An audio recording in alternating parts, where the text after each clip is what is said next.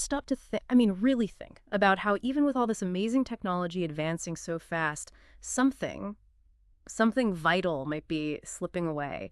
That feeling that our world, so full of algorithms and data, can sometimes feel a little bit, well, numb. It's the strange thing in our digital age, isn't it? The smarter the tools get, the more maybe we risk losing touch with, genuine feeling. That's exactly the paradox. One of our main sources for today gets into, it's this really powerful article called The Silence of Feeling. And it leads us straight into Liquid Expo. They're this really groundbreaking Brazilian art tech initiative. And they are tackling this silence head on, showing how immersive art, real human emotion, and all this new tech, they don't have to be separate. They can actually merge. Yeah. And spark something totally new, a whole new creative way of thinking. Right. So our mission today really is to unpack how Liquid Expo is doing this. We're going to explore their philosophical roots, look into this new art genre they're calling #LiquidArt. Which is fascinating in itself. Yeah. And also check out the tech infrastructure that makes it all work. Basically, we want to figure out how they're going beyond just like digitizing art and actually trying to rehumanize it. Okay, so let's start there with that core idea, the silence of feeling. What's it really getting at? What's the critique? Well, the main point the article makes is about this trend we see everywhere now. Our digital tools. They're getting incredibly good at simulating emotion. And the risk, the real danger, is that actual human sensitivity, our own ability to feel, starts to get, well, devalued. Devalued how? Like we don't trust it as much. Sort of. Think about it. Our systems, they prize productivity, logic, pure rationality. They're efficient, sure. But the article argues they've kind of conspired, maybe unintentionally, to mute the very instincts that make art feel authentic, feel real.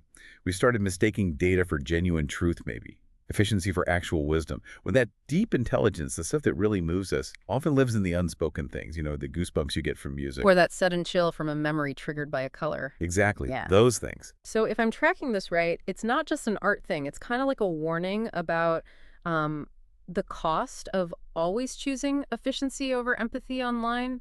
A cost maybe we're only just starting to really notice in ourselves and our own capacity to feel. Precisely, yeah. The essay basically asks, is pushing down emotion for the sake of like algorithmic neatness really progress?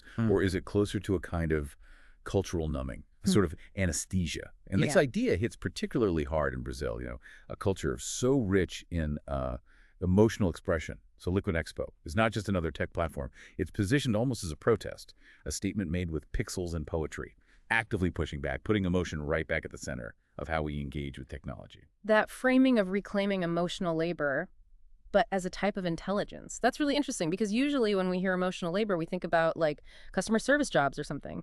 How does Liquid Expo see it as vital for art, especially when tech and business often dismiss it?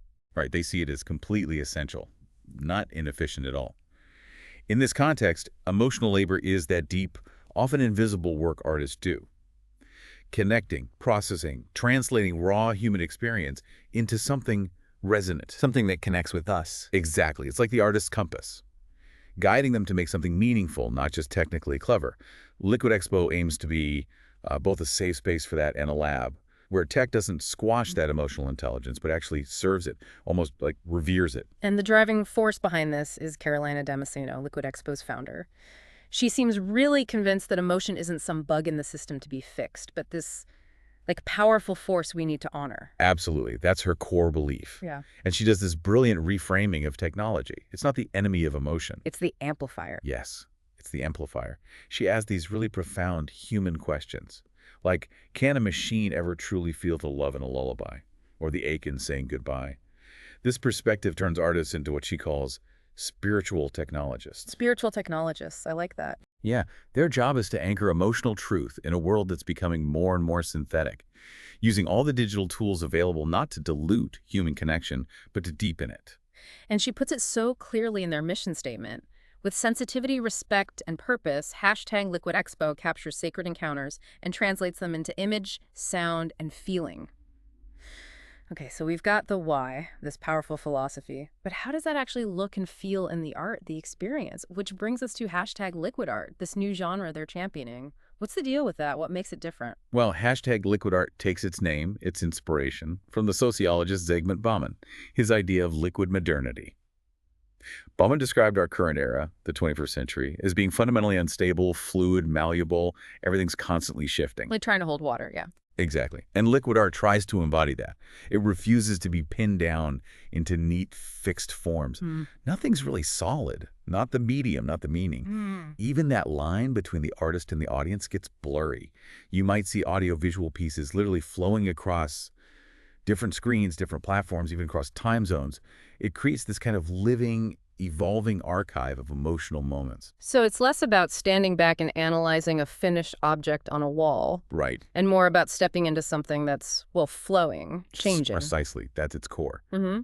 It really pushes back against traditional art by focusing on the experience itself rather than a static object. Okay. And prioritizing sensation over just intellectual understanding or comprehension. It's not asking you to decode it. It's inviting you to feel it, to just let it wash over you, connect with it on a deeper, more gut level. And the way Liquid Expo presents this art really seems to reflect that fluidity. They're not just in white cube galleries, right? They pop up in clubs, restaurants, universities, putting art right into the flow of everyday life. And you said they're described as rituals, not just exhibitions. Yeah, they often frame them that way, often syncing them with original music, even using scent diffusers, interactive bits. It's all designed to create this multisensory journey, something that really pulls you in. And it's catching on, it seems. You mentioned it's resonating beyond Brazil. Oh yeah, definitely.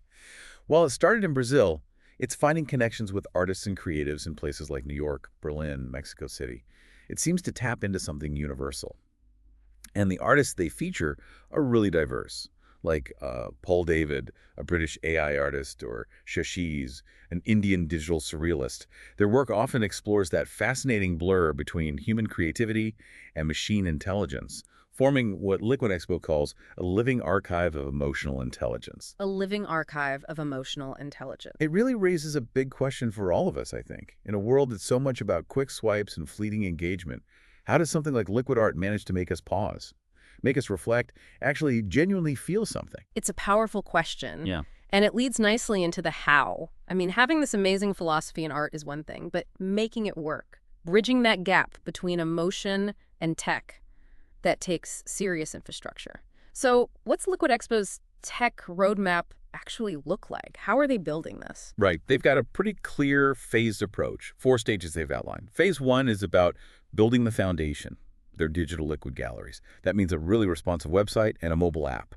But it's not just a static portfolio site. It's designed to be dynamic, interactive, and crucially, it includes e-commerce right away, with artist revenue sharing built in. So getting the art scene and making sure artists get paid fairly right from the start. Exactly, making it accessible and sustainable for creators. Okay, so that's phase 1. What comes next? Phase 2 adds another layer, a proper art marketplace.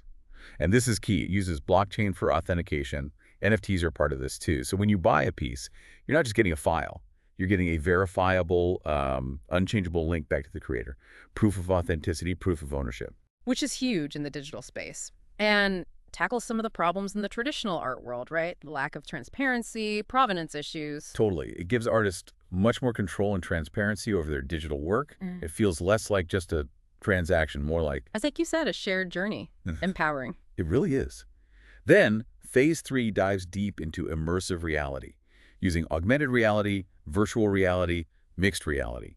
The goal here isn't just cool tech. It's about deepening that emotional connection we talked about, letting you actually step inside the art. Feel it around you, interact with it more personally. Exactly, making it more embodied, more physical in a way. And phase 4, what ties it all together? Phase 4 is about locking down the infrastructure, bringing in smart contracts, crypto wallets, and even community-driven governance using tokenization. Okay, unpack smart contracts a bit. How do they help artists here? So smart contracts are basically self-executing agreements stored on the blockchain.